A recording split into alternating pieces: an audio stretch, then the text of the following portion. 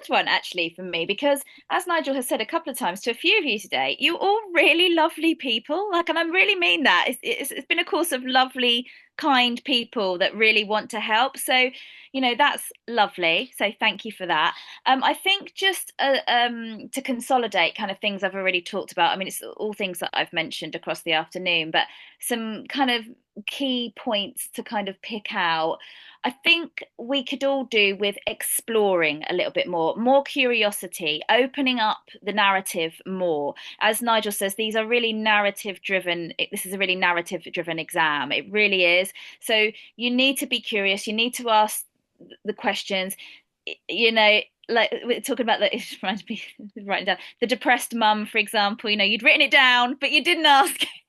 So that's all very well with your case priming, but you need to make sure you're asking the patient. So that curiosity there, thinking about, okay, what's the partner's position in all of this? What does he think? What is she speaking to him? What does he say? The HRT case, asking about those kind of symptoms that she might be having, asking about how it's affecting her day to day. As I said earlier, sometimes the impact that our physical complaint has on our day to day is bigger for us as a patient. It's more of a challenge than the actual physical complaint. And, menopause is such a huge thing for, as I said, as a woman to go through. So, to really acknowledge that, to explore that, you can't really empathize that if you don't have that information, if you haven't opened it up, if you haven't been curious enough. So, so important to explore these narratives, open up, don't be afraid to ask the difficult questions. You're expected to be asking those questions, so just keep opening up, opening up.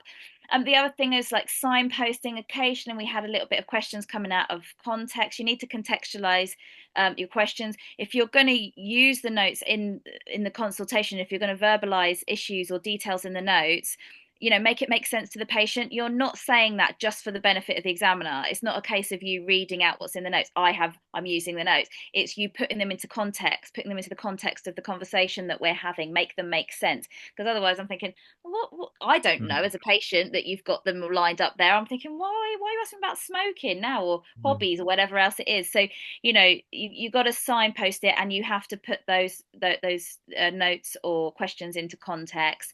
And the final thing that, I really can't talk about enough on all of these cases is this acronym that Nigel has come up with, the AEE, the acknowledgement, the empathy, and the energy. And that all three of those elements are so important. I mean, we had a little bit of some or one or other of those, but really all three elements are key.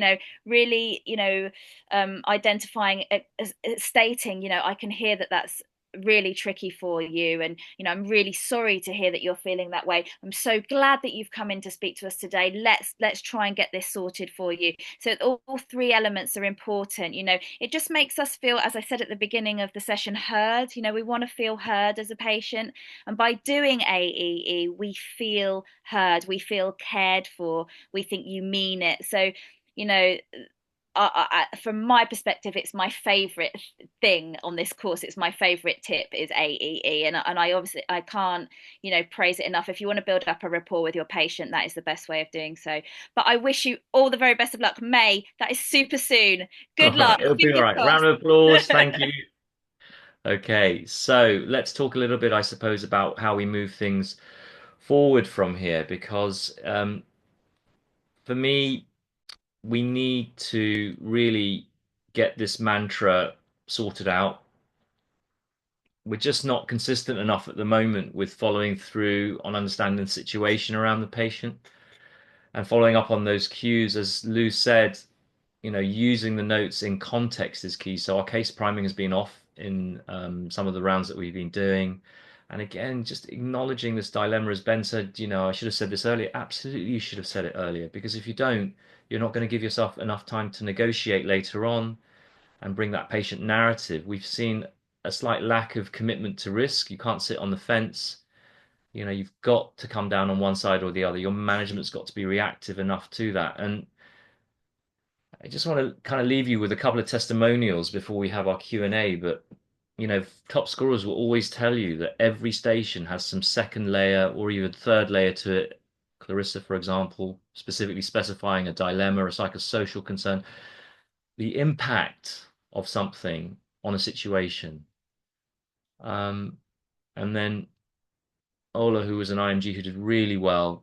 Whenever I mentioned your buzzword dilemma in a case, the least I got was a pass, both in management and relating to others. And usually it was a clear pass because of the way you handled tough negotiations. I'm an IMG. You asked me about my learning needs. I told you it was relating to others. So I learned on this by listening to your consults, your videos. My majority of clear passes came from relating to others. And in addition, you taught me how to prime and use case notes so well I was able to predict challenges coming in just by looking at simple things. And this also applied to the ones with very little information. So important, guys, that we really get this together. So we're going to have some Q&A now.